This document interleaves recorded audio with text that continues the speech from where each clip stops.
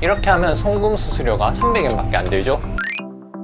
최근 일본에 유학 오신 분들이나 워홀러 분들은 이것 때문에 피 같은 돈을 어쩔 수 없이 내고 있습니다. 바로 송금 수수료인데요. 일본 송금 수수료가 한국보다 비싼 건 대부분 알고 계실 겁니다. 하지만 이것에 해당되시면 송금 수수료를 무려 7,500엔이나 내셔야 합니다. 일본에 처음 오신 분들은 통장을 다 우체국에서 만드실 텐데 작년부터 이 일본 우체국이 입국하고 6개월이 안 된 사람들은 전부 비거주자로 취급을 하기 시작했습니다. 이게 뭐가 문제냐?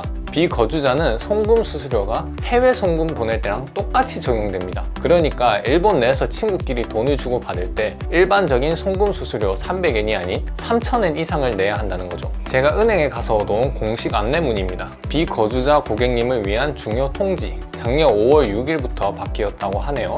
보시면 지겸정 창구에서 송금을 하시면 송금 수수료가 7,500엔, 우초 다이렉트는 인터넷 뱅킹입니다. 이걸 통해서 송금하시면 수수료가 3,000엔이 든다고 하네요. 그리고 비거주자는 ATM이나 직영점이 아닌 마을에 있는 일반적인 우체국에서는 송금을 할 수 없다고 합니다. 엄청 불편한 제한이 있는 거죠. 뭐 일본에 처음 오셔서 송금할 일이 크게 없을 테니 나는 상관없다 라고 생각하시는 분들도 있으시겠지만 월세를 생각해 주셔야 합니다. 대부분의 보증회사에서는 월세 지불을 입주자 통장에서 자동으로 빠져나가게 설정할 겁니다. 여기서 자동으로 빠져나가는 거는 송금으로 취급되지가 않기 때문에 이렇게 비싼 수수료가 아닌 그냥 일반적인 수수료가 들게 됩니다. 하지만 통장 설정이 늦어지거나 하우스포트의 경우 매달 입주자가 직접 송금을 해야 하는데요. 이러면 매월 3,000원의 피 같은 돈이 수수료로 나가게 되는 거죠. 그러면 어떻게 해야 되는가? 첫 번째로 빨리 알바를 구하는 것입니다. 여기 보시면 대상에 입국 후 6개월 이내 그리고 일본 국내에 있는 사무실에서 근무하지 않는 사람이라고 적혀 있습니다. 이 두 가지 조건에 모두 해당되어야 비거주자로 취급되기 때문에 입국하고 바로 알바를 구해버리면 비거주자에서 해방될 수 있습니다. 근데 만약 알바를 할 예정이 없다. 그런데 송금해야 할 일이 생겼다.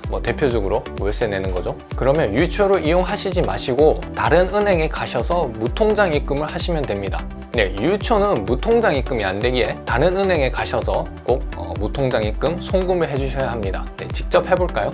여기서 한국어 메뉴가 있다고 해서 한국어 버튼을 누르시면 송금 버튼이 사라지게 됩니다. 그러니 일본 메뉴에서 시작해 주세요. 일본 메뉴에서 오후리코미를 선택합니다. 그러면 이제 수수료 안내가 나오죠? 네, 오늘은 영업시간이 지났기 때문에 내일 은행이 문을 열고 나서 송금 처리가 된다는 안내문입니다. 네, 현금을 눌러줍니다. 그리고 전화번호는 본인의 전화번호를 적어주시면 됩니다. 그리고 이거는 비밀번호 설정입니다. 0000을 제외하고 아무거나 입력해주시면 됩니다. 그리고 송금처 지정을 클릭합니다. 네, 본인의 이름을 적어주시면 됩니다. 저는 아무거나 입력하겠습니다. 그리고 상대방 은행을 선택해 줍니다. 은행 지점명을 찾아서 선택해 줍니다. 보통 계좌이고요. 대부분 보통 계좌이죠. 그리고 상대방 계좌 번호를 적어 줍니다. 저는 제 계좌 번호를 적도록 하겠습니다. 그리고 입금하실 금액을 눌러줍니다. 저는 시험 삼아 하는 거라 100엔을 넣도록 하겠습니다. 이거는 돈을 받는 사람이 송금하실 때 꼭 이 번호를 붙여주세요 라는 부탁이 있었으면 그 번호를 적어주시면 됩니다. 저는 그냥 AA로 적도록 하겠습니다.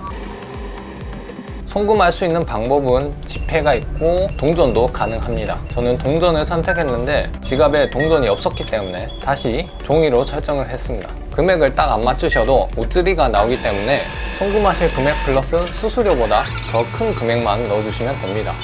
네, 이러면 잔돈하고 명세서가 나오죠. 명세서는 꼭 가지고 계셔 주시면 됩니다. 이게 증거가 되기 때문에 그냥 버리시지 마시고 나중에 꼭 처리된 걸 확인해 주시고 버리시면 됩니다. 네, 그래서 오늘은 비거주자의 비싼 송금 수수료 싸게 처리할 수 있는 방법에 대해서 알아봤습니다. 영상이 좋으셨다면 좋아요, 구독, 그리고 궁금하신 게 있으시면 댓글 꼭 부탁드립니다. 시청해 주셔서 감사합니다.